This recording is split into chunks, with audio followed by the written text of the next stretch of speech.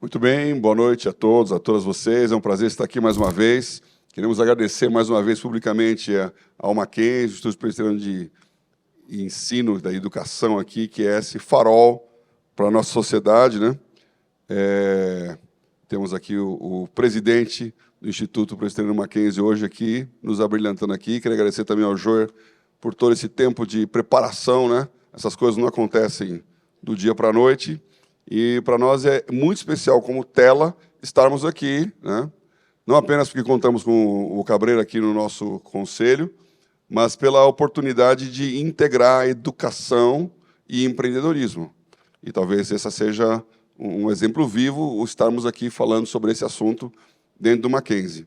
Para nós também é muito importante que hoje estamos dando um passo à frente no lançamento desse prêmio Mary Ann Chamberlain. Acho que vocês já ouviram bem essa história, mas não custa repisar, né?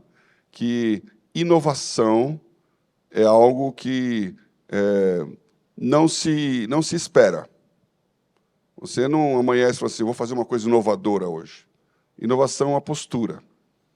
Inovação é um olhar. Eu costumo dizer que empreendedorismo, não é empresário, né? Então, o empreendedor é aquele que tem um olhar diferente para a mesma situação que todo mundo tem um olhar igual. Por isso, o empreendedor, com certeza, não está empreendendo, lendo jornais, assistindo programas de TV do que aconteceu no noticiário de ontem. Ele está olhando para frente. Ele está interpretando uma situação como ninguém interpreta. E esse olhar ele tem muito a ver com criatividade e criação, porque aí vem a inovação. Então, é um estado de espírito, uma presença que, quando vê uma oportunidade, cria algo novo. E eu não sei como exatamente aconteceu na cabeça da Mary Ann Chamberlain, mas ela com certeza veio no chamado do seu marido, né, o reverendo George Chamberlain, que foi o responsável aqui na Igreja Presbiteriana, e aproveitou a sua casa, a sua cozinha, para congregar um grupo de pessoas que no Brasil absolutamente não se misturavam, né? Escola não era meninos e meninas juntos, escola com certeza não eram brancos e pretos juntos, e também havia distinção de monarquistas, imperialistas, republicanos, e todo... E eu acho que hoje nós estamos vendo um momento muito interessante na sociedade, quando se vê que estamos aqui nos dividindo novamente nessas grandes divisões de esquerda, direita, capitalistas, socialistas, cristianismo de um jeito ou de outro, e precisamos de um olhar de inovação que integre tudo isso e traga algo novo. E, na raiz disso, eu acho que por isso o painel é interessante, né? Eu tenho o privilégio de conhecer bem aqui os nossos palestrantes e ter o background de cada um deles. É interessante nesse aspecto, eu vou pedir na primeira intervenção que cada um possa dizer um pouquinho desse background que traz a maneira como olhamos a prosperidade, né? Então, tem teologia da prosperidade, é uma coisa, vamos dizer assim, recente na igreja. Durante séculos, a igreja, inclusive, era anti-prosperidade, né? E aplicar dinheiro e ganhar dinheiro era coisa para não cristão, a usura, o uso dos juros, né? Hoje eu citei aqui de tarde uma frase atribuída ao Albert Einstein, né? Ele era um homem brilhante, então, por isso, tem muitas frases, essa eu creio que é mais uma das frases que o Albert Einstein não falou, né? Que, falando sobre juros compostos, né? Ele diz que juros compostos é a oitava maravilha do mundo. Quem entende o que é, recebe, quem não entende, paga. Então, a prosperidade econômica, a capacidade de gerenciar riquezas, a multiplicação do dinheiro, isso é algo extremamente bíblico. Não vou citar aqui as tantas parábolas. Eu venho do mercado financeiro, né? Eu sou pastor, mas também fui diretor de banco há muito tempo, e hoje fui vice-presidente da Bolsa da B3, atual B3, na época era BMF Bovespa, e hoje estou como presidente de uma outra bolsa, junto com o Banco Central, de tokenização de ativos. Então, mercado financeiro. E aí você percebe que essa capacidade de multiplicar o dinheiro e fazer crescer, para muita gente era vista como pecado, como algo ruim, como algo não de Deus. E a Bíblia, para mim, foi um dos momentos difíceis na minha briga de pastor, esse tal do ministério bivocacional. que faz com que você tenha... Vai ser uma pergunta aqui, né? Já adianto o meu testemunho. Eu preparei uma mensagem de Natal na igreja e era sobre a parábola dos talentos. E aí, no final da parábola, vocês conhecem aquele que enterrou o talento. A gente trata muito mal essa pessoa, mas veja bem, ele não pecou, ele não roubou, ele não foi como aquele mordomo infiel que usou mal dos bens do seu senhor, ele simplesmente guardou e devolveu. Toma o que é teu. E o que ele ouviu foi, por que você não deu esse dinheiro para os bancos? Pelo menos eu teria o juro hoje. E aquilo, eu trabalhava em banco, na tesouraria de banco, me pegou profundamente, porque eu descobri naquela noite que o benchmark de Deus é o CDI. Então, e foi o que eu fiquei pensando, se eu dedicar 24 horas do meu dia para a obra de Deus, vou ter um resultado de reino, de almas, de transformação, de evangelização, de crescimento da igreja. Pro bono, não ganho nada, faço tudo isso para Deus. Se eu dedicar 24 horas do meu dia num trabalho como tesoureiro do banco, vou ganhar uma quantidade de dinheiro, vou ganhar uma quantidade de bônus. Se eu pegar 100% desse dinheiro e doar para a igreja, esse dinheiro vai trazer mais resultado para o reino do que as minhas 24 horas de tempo? Porque, se for trazer, é melhor eu trabalhar no banco e dar o dinheiro do que trabalhar para a igreja com o meu tempo. Benchmark. E, para mim, era difícil fazer essa conta naquela hora, porque meu salário era razoavelmente bom. Então, pensei, será que eu consigo dar mais fruto? Será que eu consigo ser mais mordomo aqui ou ali? Então, contei um pouco da minha experiência aqui, né? Mas eu queria ouvir aqui, tanto do Neif quanto do Abe, como é que foi isso na própria vida primeiro, né? E tem uma visão bem americana de onde veio o assunto, né? Herdamos essa teologia lá dos Estados Unidos, uma visão que tem um berço presbiteriano, na história do Abe Hubbard, aqui eu estou com um berço batista, então está interessante o assunto aqui. Então, não sei, quer falar primeiro?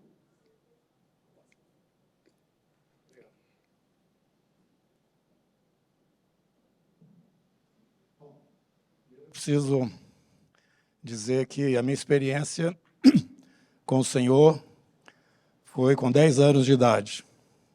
Sou de uma família presbiteriana e fui criado dentro da igreja presbiteriana, mas eu tive meu encontro com Jesus com 10 anos de idade no Exército de Salvação, que tinha uma congregação próxima da minha casa. Estava havendo uma programação especial lá, onde os estudantes do seminário, os jovens cadetes, estavam fazendo evangelismo, inclusive evangelismo para crianças. E eu entendia que eu já era salvo, que eu já era um cristão, pelo fato de estar numa família cristã. E uma daquelas jovens que estava ali evangelizando me perguntou sobre isso, e eu falei, eu sou crente, ou melhor, eu sou salvo desde que eu nasci. Ela não falou nada, e nós continuamos lá na atividade que estava acontecendo, mas todas as noites tinha uma pregação bem clara, nítida, a respeito da necessidade, né, do novo nascimento. E eu, então, fui impactado muito fortemente pela mensagem, já com 10 anos de idade, mas como uma criança, né, eu tinha muita vergonha de me apresentar ali na hora do apelo, mesmo porque no Exército de Salvação a gente tem que vir na frente, tem o banco dos penitentes, né? Nunca que eu vou lá. Mas eu comecei a chorar na cadeira onde eu estava, porque o Espírito estava me tocando fortemente. E as lágrimas começaram a correr pelos meus braços, eu tampando o rosto, e alguém que eu não sei quem sentou do meu lado, falou comigo e foi me conduzindo até a frente. Eu fui a última pessoa a sair daquele salão. Depois disso, a minha vida mudou, com 10 anos de idade. Eu encontrei o Senhor Jesus. E, de acordo com o ensino bíblico, que eu já tinha uma base, eu entendi exatamente o que a palavra diz. O Senhor nos tirou do império das trevas e nos transportou para o reino do Filho do seu amor. Aqui é tudo diferente, é diferente do outro lado. Embora eu não fosse uma pessoa que tivesse já vivido muitos anos, aquela experiência foi muito forte. E eu passei a minha adolescência, juventude, e também minha vida de adulto, e o Senhor foi me conduzindo até que eu assumisse essa posição que eu estou hoje, como um pastor numa congregação, que o Senhor me conduziu também para que ela fosse formada, numa área da nossa cidade que estava carente, muito carente do Evangelho. Hoje já não é assim mais, mas naquela época, 30 anos atrás, mais ou menos, era muito difícil ali o evangelho prosperar. E o Senhor foi abençoando até que essa congregação veio à luz, que é a Comunidade Cristã da Zona Sul de Belo Horizonte, e ali nós estamos lutando para viver igreja, a realidade do reino de Deus, aquilo que os evangelhos nos falam tão claramente.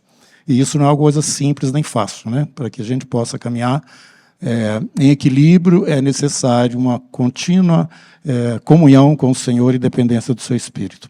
E dentro desse tema, desse assunto, né, nós entendemos que existe uma continuidade.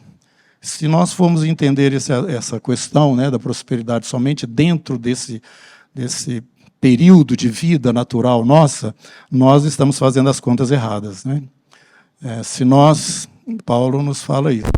A nossa expectativa nesse mundo, se a nossa esperança se resume a esse mundo, nós somos os mais infelizes de todos os homens. Existe algo maior, e depois que nós entramos no reino de Deus, Jesus já venceu a morte, e existe uma sequência. Então, nós temos que ter uma vida planejada, de acordo com os dons que o próprio Espírito vai distribuindo na igreja, não é? E nessa área não é diferente. O Senhor levanta pessoas que têm a capacidade de gerar riquezas, mas todos nós temos um limite com relação a isso, e nós precisamos entender que nós somos realmente mordomos daquilo que o Senhor coloca nas nossas mãos, não é? E eu tenho assim essa expressão: nós precisamos saber lavar dinheiro como cristãos, que é uma coisa legal, não é ilegal, não. Assim como no mundo exige lavar dinheiro de uma forma ilegal, né, para que ele volte para a circulação e todos usem dele, Jesus nos ensinou também a lavar dinheiro, usar aquilo que está na nossa mão e que não vai continuar, e, através desses recursos, produzir recursos lá no lugar onde nós vamos. Ele falou: eu vou preparar-vos lugar. Então, essa expectativa da esperança da glória, ela tem que estar presente e real na vida de todos nós. E também na vida desses irmãos, que os empreendedores, de uma forma geral, toda a igreja, vivendo nessa expectativa. Porque tem um tesouro no céu. Não acumuleis na terra, Jesus falou, né? Aqui não é para você acumular, é para você girar essas riquezas, e para que outros sejam abençoados, né? Então, essa é a minha experiência, né, com o Senhor, e nesse aspecto eu vejo que nós, como cristãos, já temos tudo. Em primeiro lugar, nós temos a salvação. Em segundo lugar, Jesus falou que aquele que vive em função do reino, esse reino que ele nos deu, né, ele falou aos seus discípulos o seguinte: o Pai agradou-se em dar-vos o seu reino. Ele já é nosso. Agora, se nós vivemos realmente olhando para esse reino e vivendo em função dele, todas as demais coisas que nós necessitamos já estão garantidas pelo próprio Senhor. E eu gosto de falar, ele nos proíbe ficar preocupados com estas coisas, como filhos do reino, mas cada um de nós tem o seu dom ou os dons que precisam ser trabalhados diante do Senhor com bastante diligência, porque lá nós vamos ver o resultado de tudo isso. Bom, rapidamente, é isso que eu gostaria de compartilhar. Pastor Neibe. Eu sinto super honrado estar aqui, até porque eu acredito tanto nessa parceria de nós, pastores, juntamente com empreendedores, para implantar e para expandir o reino de Deus, né?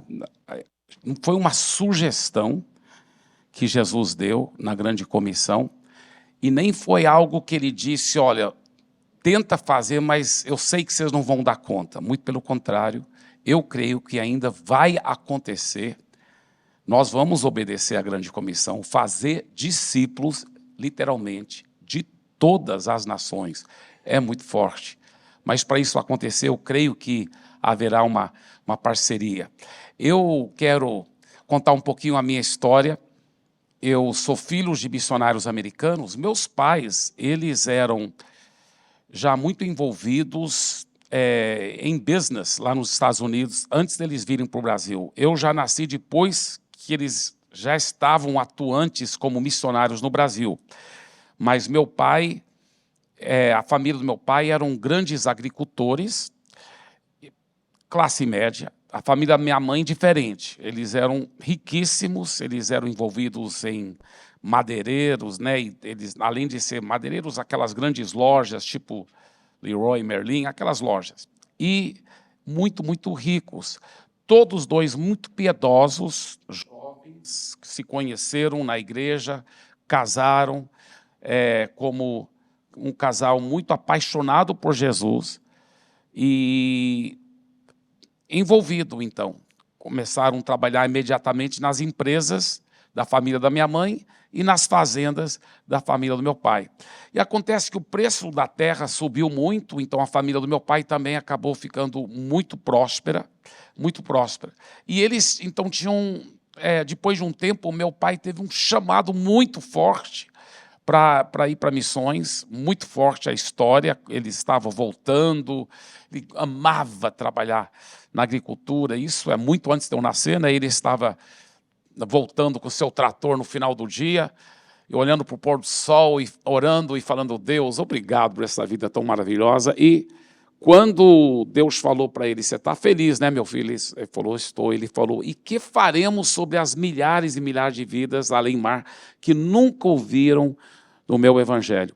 Naquele momento, meu pai desligou o trator, lá no campo mesmo, ajoelhou, chorando, e entregou a vida dele para missões. A história é comprida, mas finalmente conseguiram ser missionários, porém a igreja, da qual até hoje somos membros, falou assim, na época ela era muito, muito tradicional, não tinha visão missionária, e os líderes falaram, olha, você pode ir, mas não conte com nenhum apoio financeiro nosso. Meu pai falou, não tem problema, você é autossustentado. Ele investiu muito na bolsa de valores, em imóveis, etc., e veio para o Brasil como missionário, com plano de se autossustentar, com plano de comprar terra em Mato Grosso e se autossustentar. O que acontece? Deus prosperou tanto os investimentos deles lá nos Estados Unidos que ele vendeu a terra em Mato Grosso e foi autossustentado toda a vida, e ainda investiu, literalmente, milhões e milhões de dólares na obra de Deus do seu próprio bolso, porque Deus prosperou demais os investimentos deles. Eles se tornaram muito, muito, muito ricos e prósperos.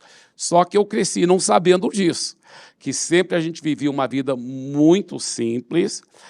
Eu até acho, com toda honestidade, que talvez até meus pais exageravam na simplicidade, porque era muito simples mesmo. Normalmente era um fusquinho, uma casinha simples, nunca faltava nada, obviamente, mas muito simples e muita economia. Quando eu era um pouquinho maiorzinho, ou talvez uns 10 anos de idade, porque eu era o caçula, fui o único que nasci no Brasil, um dos meus irmãos mais velhos falou, não, papai e mamãe, e nós somos muito ricos, temos milhões lá nos bancos nos Estados Unidos. Falei, mentira. Aí eu fui perguntar para eles, é verdade que a gente tem tanto dinheiro lá e tudo? Eles falaram, é verdade, meu filho. Eu falei, mas então por que a gente vive uma vida tão simples, tão econômica, toda hora procurando economizar? Eles falaram, porque assim vamos ter ainda mais recursos para ganhar mais vidas para Jesus.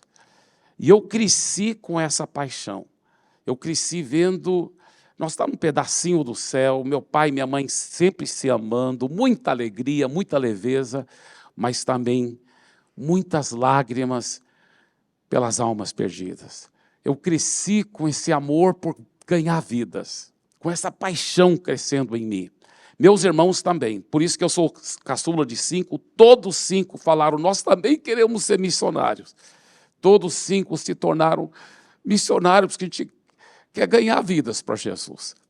E essa obsessão santa por ganhar mais vidas por Jesus, que me levou, quando eu estava pastoreando em Santarém, depois de formada a faculdade teológica nos Estados Unidos, e fui trabalhar no coração da Amazônia, em Santarém. A igreja era pequeníssima, tinha talvez umas 10, 15 pessoas congregando, mas eu não me conformava, eu sabia que tinha que ter um jeito da gente ganhar multidões e, ao mesmo tempo, cuidar bem delas. Fomos aprendendo a trabalhar com grupos pequenos, com discipulado 1 a 1. A história é muito comprida, muito sofrimento, mas, pela graça de Deus, é verdade. A igreja lá hoje tem mais do que 45 mil pessoas, congregando, mais do que 3.600 grupos pequenos, todos sendo cuidados, discipulados. E, além dessa enorme igreja, temos mais 400 igrejas na região, lá na região de Santarém. Algumas são igrejas pequeníssimas, nos ribeirinhos, outras são bem grandes em outras cidades, mas, fora esse trabalho, aí depois eu mudei com uma equipe grande de Santarém, deixamos os discípulos lá cuidando, mudei com uma equipe grande para Fortaleza, e também, pela graça de Deus, lá em Fortaleza, hoje temos uma igreja de milhares de vidas, e também mais 60 igrejas lá no Nordeste, inclusive muitas lá no sertão nordestino, e está crescendo, está expandindo muito, muito, muito. Temos igrejas até grandes no interior do Ceará, como em Sobral, com 1.400 pessoas, em Itapipoca, com 700 pessoas. É lindo o que está acontecendo lá no interior, no sertão. Mas o sonho que Deus havia me dado, até antes de eu casar, eu havia falado para minha esposa, olha, se eu ouvir a voz de Deus corretamente, a igreja aqui em Santarém vai crescer, vai ter milhares. Na época ela era bem pequena. Depois nós vamos mudar para Fortaleza, vai ter milhares. Depois nós vamos mudar para São Paulo, e vai ter centenas de milhares. E nós vamos, de São Paulo, enviar missionários para as nações da terra. Então, é isso que nós estamos fazendo, essa é a nossa paixão. E, por isso, eu acredito demais nessa parceria, na parceria com essa santa conspiração de fazer discípulos das nações. Eu acredito que sim, que os empreendedores são nossos parceiros para ganhar outros empresários, para influenciar a sociedade, são ministros do mercado tão importantes quanto nós que somos, né? Eu sou vocacionado só para pastor, não sou bivocacionado igual o Paulo Oliveira, igual o pastor Roberto, que é o nosso pastor dos empresários da nossa igreja. Eu admiro eles, eu tenho essa uma vocação na obra, mas eu amo e admiro, e até acredito que para alcançar o mercado, vocês são infinitamente mais importantes do que nós, pastores, missionários. Nós precisamos de você para influenciar com a cultura do reino, transformando a fibra moral da sociedade, mas, acima de tudo, ganhando vidas para Jesus. Se não redundar em salvação, o que adianta? Transformar a sociedade para depois todo mundo ser perdido? Não vai adiantar. Vamos trazer salvação, fazer discípulos. Então, de uma forma ou outra, temos que fazer essa parceria para ver vidas sendo alcançadas e transformadas, em nome de Jesus. Excelente, é realmente um testemunho vibrante esse, é muito bom de ver o resultado, que é, inclusive, dentro do contexto do Brasil, que é uma coisa que o Tela fala bastante, né? Somos um país especial, estamos num momento especial, e isso não é um motivo de orgulho, é um motivo de inclusive, grande instabilidade, né? Como a Bíblia diz, para quem muito foi dado, muito será requerido também, né? Nós temos como Brasil uma chance de levantar uma geração de empreendedores que impacte o mundo com o Evangelho. Billy Graham falava sobre isso, né? O próximo grande campo missionário são as empresas, as corporações, o marketplace. Eu queria fazer uma pergunta aqui que vai, para quem quiser responder, né? Um versículo que sempre ficou na minha cabeça: granjeai amigos com as riquezas da injustiça.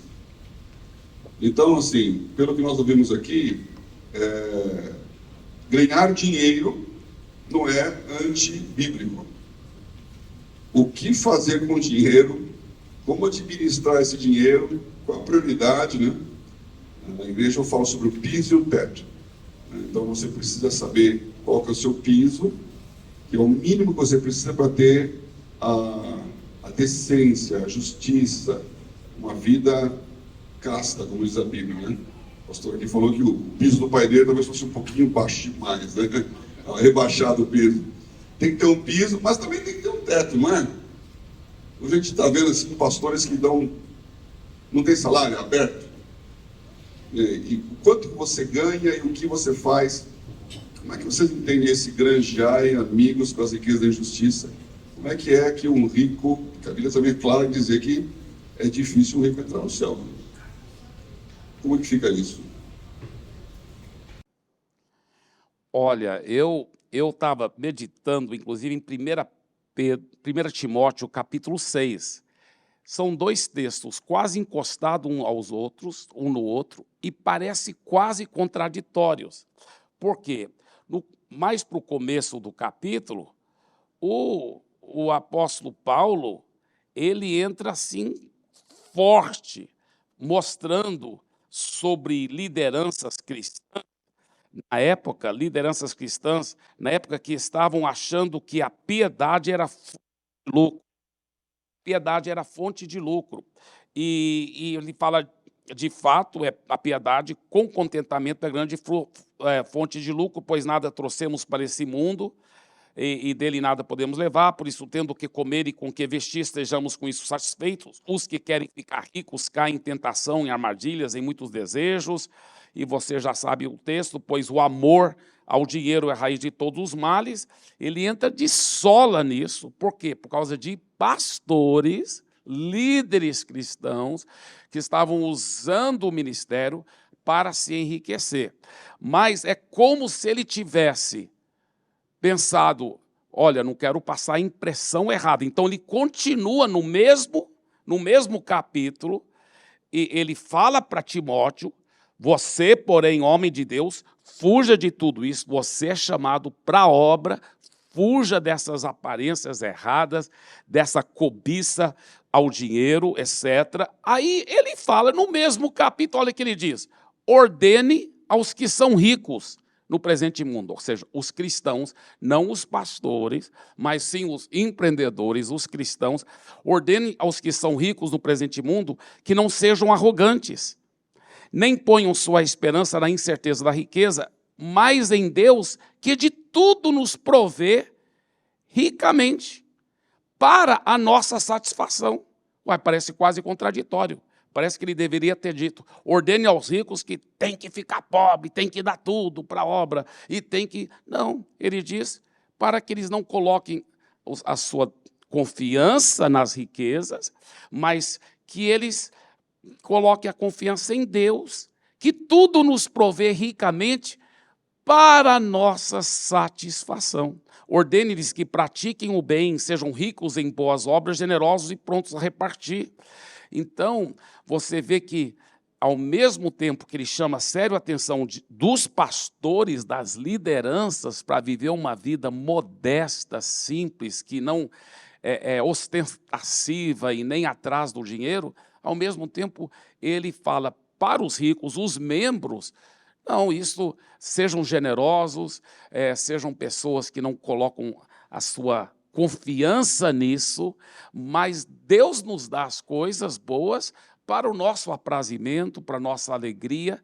Então, eu vejo um equilíbrio muito salutar aí, que Deus não é contra ter pessoas ricas. Aliás, nós sabemos, pela história da igreja primitiva, o tanto de pessoas prósperas que tinham, inclusive naquelas listas de saudações que Paulo manda, muitos eram que abriam as suas casas, porque as casas deles eram bem maiores, para as igrejas nas casas, tinham muitas pessoas prósperas, inclusive algumas até da realeza, né? Naquela lista de Romanos 16, Trifena e Trifosa, muitos creem que eram até gêmeas, que eram da realeza, elas tinham muito dinheiro e muita gente, muito rico, para escrever um livro, uma epístola, na época, era muito caro. Custava o que hoje seria milhares de dólares para escrever. E Paulo escrevia muitas epístolas. Alguém tinha que financiar tudo isso. E Paulo estava na prisão, não podia fazer tendas na prisão. Então, quem era? Era uma parceria de empreendedores trabalhando com foco para o reino. E é isso que eu acredito muito na proposta aqui, né? Bom, eu acho muito interessante o capítulo 16 de Lucas, né? Quando Jesus usa aquela figura do mordomo infiel para trazer um ensino muito forte. Eu tenho por mim que o que Jesus estava mostrando ali era que nós vivemos em um mundo onde a riqueza, de uma forma geral, está estabelecida sob um sistema iníquo. A palavra nos ensina que o mundo jaz no maligno. E se o mundo jaz no maligno, o maligno tem o sistema do mundo em suas mãos. E estas, ainda que você tenha esse dom, essa capacidade de gerar riquezas, que não tem nada de errado nisso, embora a palavra fala, né, que não entra... Hoje o André falou isso sobre o fundo da agulha, né? Não tem... É mais fácil passar um camelo. E tem gente que fica querendo passar um camelo ali no fundo da agulha para ficar mais fácil para o rico. Mas não tem jeito de passar. Mas Jesus fala que para Deus isso não é impossível. Então, existem muitos ricos. A questão é ser rico para com Deus e rico em relação ao mundo. Jesus fala a respeito de um homem também que ganhou muito, ficou rico e falou, agora eu vou multiplicar aqui meus celeiros e vou juntar tudo. Jesus falou, você é louco, né? Esse tudo que você juntou, para quem que será? Vão pedir a sua alma e pronto, acabou, né? Então, este é aquele que é rico no sentido natural, mas não é rico para com Deus, né? Agora, em compensação, nós temos lá na igreja de Esmirna uma pobreza, que era a visão de todos que estavam ali dentro da própria igreja. Mas Jesus falou, você é rica. Né? Em contrapartida, ele fala sobre a igreja também de Laodiceia, onde eles se achavam ricos. Estavam aliançados com o sistema, com o mundo, e falavam, nada nos falta. O Senhor falou, vocês são pobres e miseráveis. Então, a riqueza, segundo Deus, é diferente da riqueza segundo o mundo. Agora, a riqueza segundo o mundo não quer dizer que você não possa entrar no reino dos céus. Então, o que eu entendo no capítulo 16 de Lucas é o Senhor Jesus dizendo o seguinte, esse dinheiro que vocês que estão trabalhando aqui, vocês não levam ele para lá. Ele vai ficar aqui, ele não é de vocês. Ele faz parte desse sistema. Use esse dinheiro para, então, angariar dividendos na glória.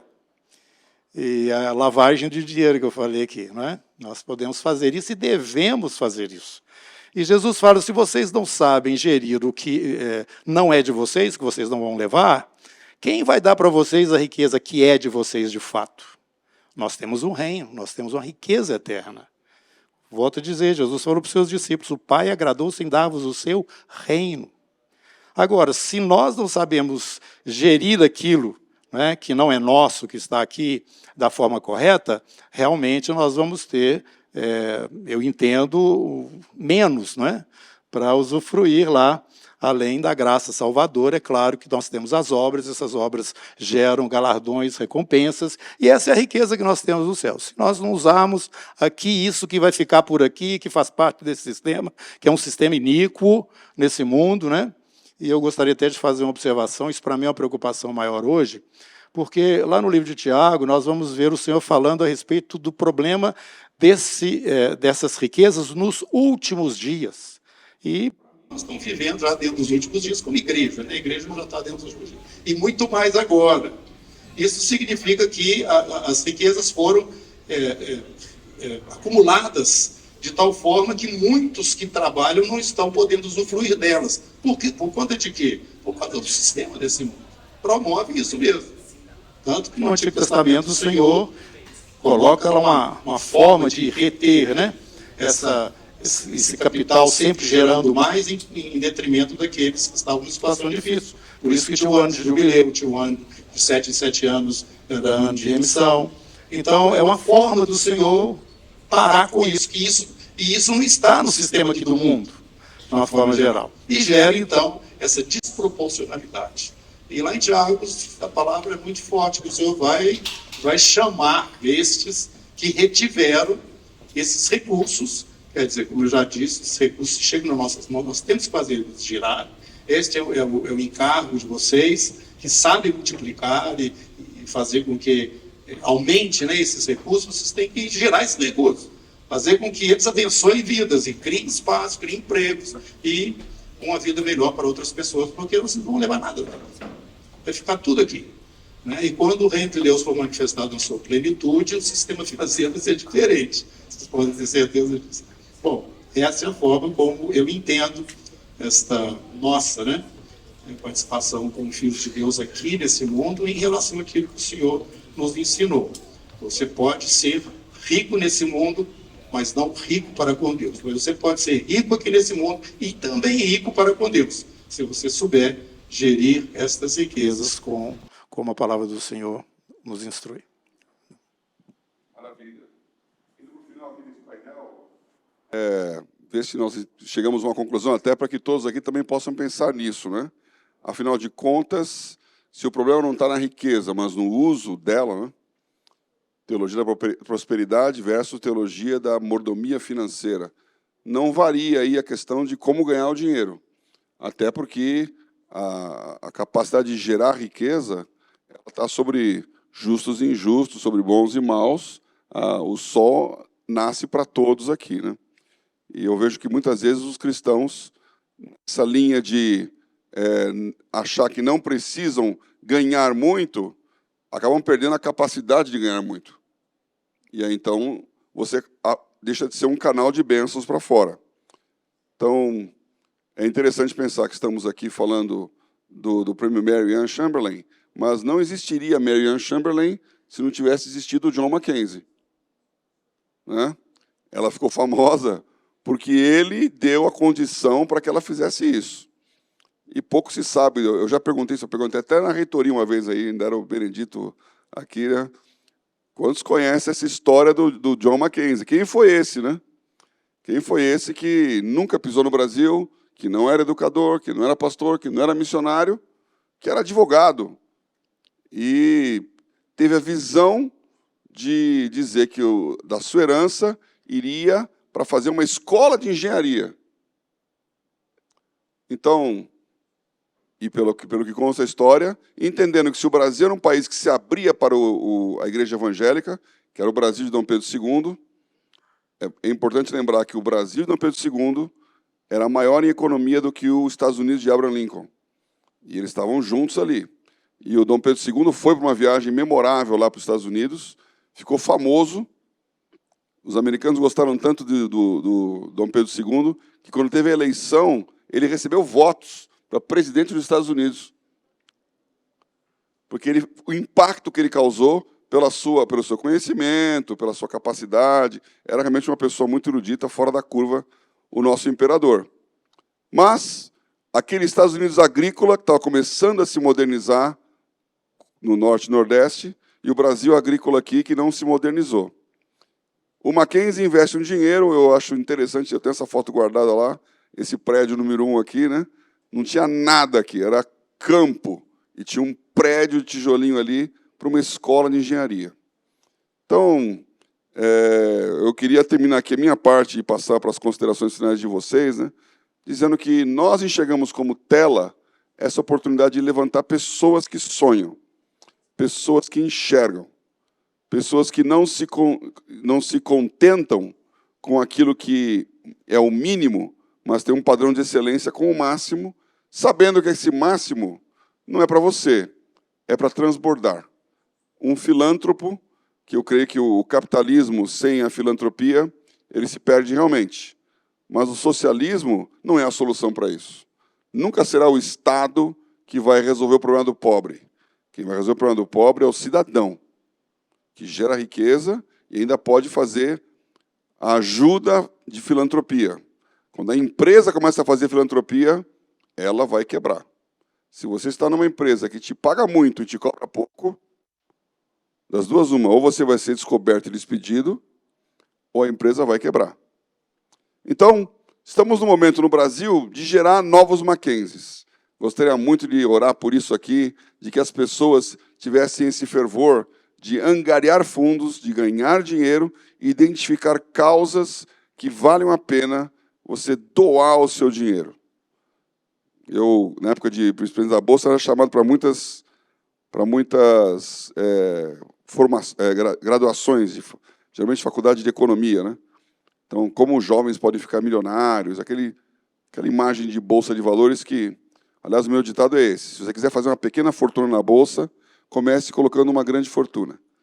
Então, a bolsa é o lugar que mais só ganha.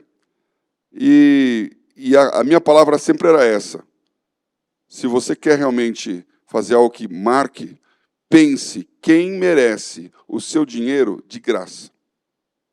Separe um dinheiro para doação. Quais instituições merecem de graça o seu dinheiro? E você vai descobrir que existem muitas dessas instituições. O Neif começou falando do Exército de Salvação. Eu acho que devo, na minha vida, o evangelho na minha família, pela minha avó, que veio da Paraíba, se converteu com o Exército da Salvação, né? E o Exército da Salvação ganhou um prêmio nos anos 90 da ONU como a organização mais eficiente da Terra. E para cada dólar doado, eram 75 centavos que chegava na mão do necessitado. E a presidente da Salvação veio aqui na Câmara Americana e deu uma palestra que, para mim, foi transformadora. E ela disse isso. Nós ganhamos uma doação do Ross Perot, que na época era o candidato à presidência dos Estados Unidos, é um grande industrial, deu $1 bilhão para o Exército da Salvação. E ela perguntou, por quê? E ele falou, causas nobres, conheço muitas, organizações, poucas. Então ela disse, se você der $1 para nós aqui, o que você doar, eu não vou comprar outra roupa. Eu não vou multiplicar meu patrimônio. O dinheiro vai entrar e vai para o necessitado. Então, eram os 3 Hs, que eram Head, Hands and Heart. E o coração dela estava nisso. Então, eu espero que nós possamos levantar gerações de pessoas que tenham esse coração, né? São as minhas considerações aqui para vocês, né? Deixar um conselho aqui ao povo. Vamos crescer, vamos produzir, vamos multiplicar e vamos doar.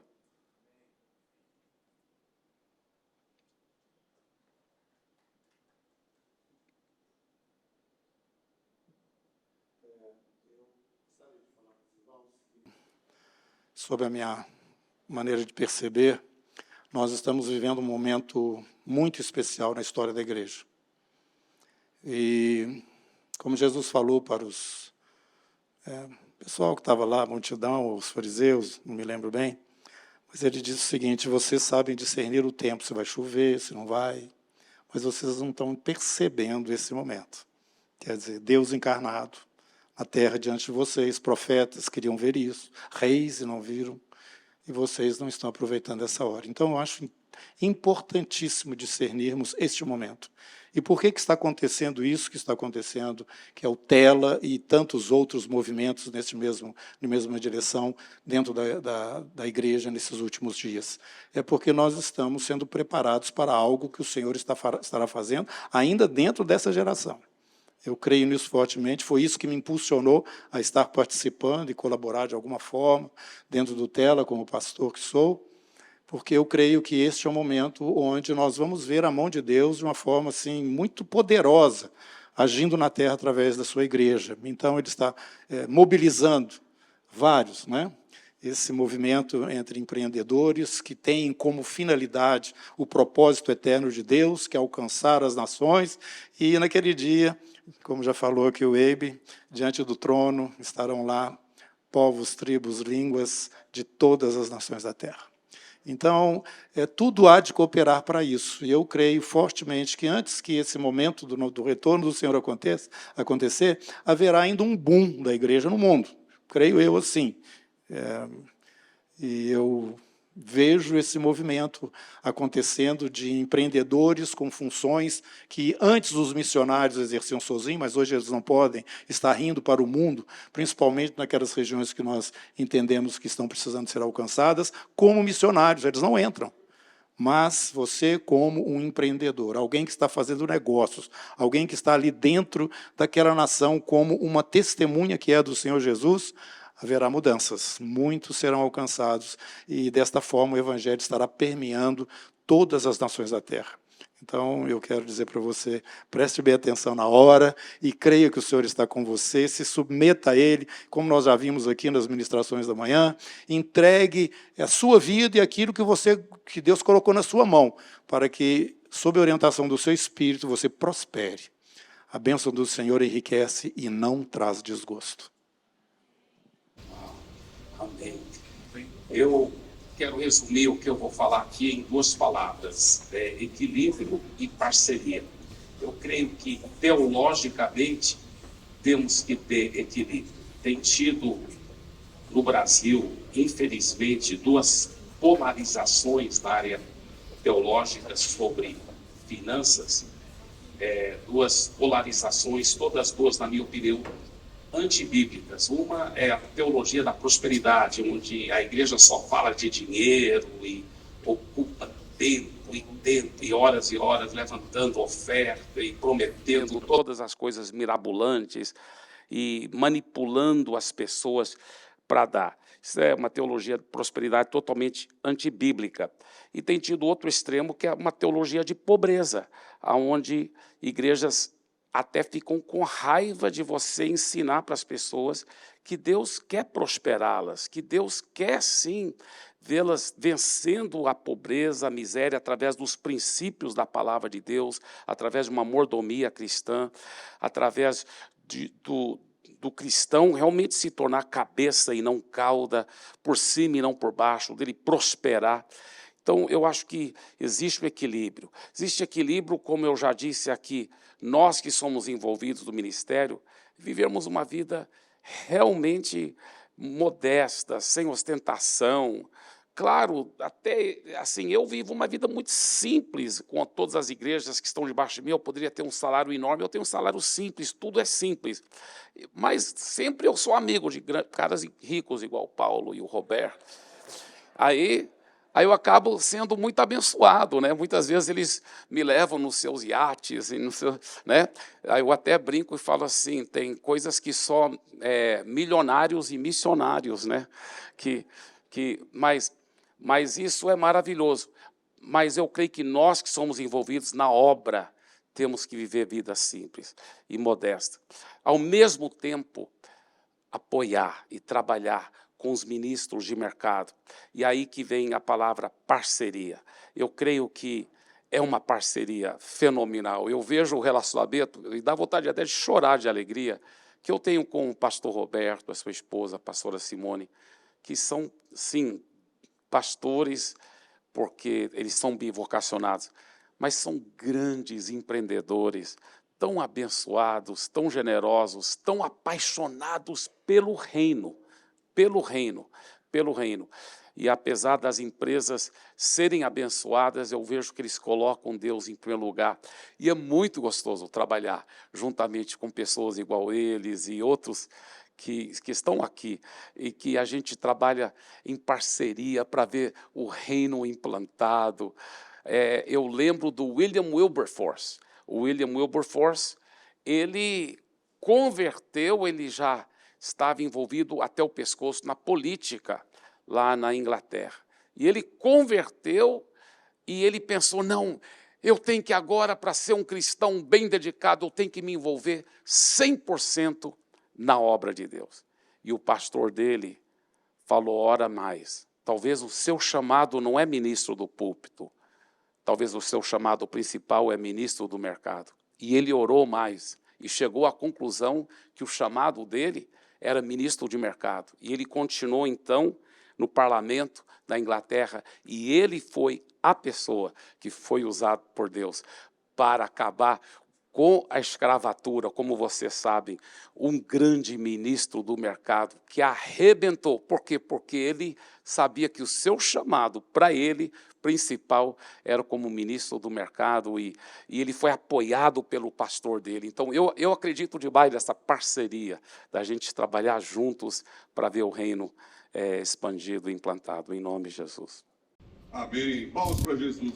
Glória a Deus.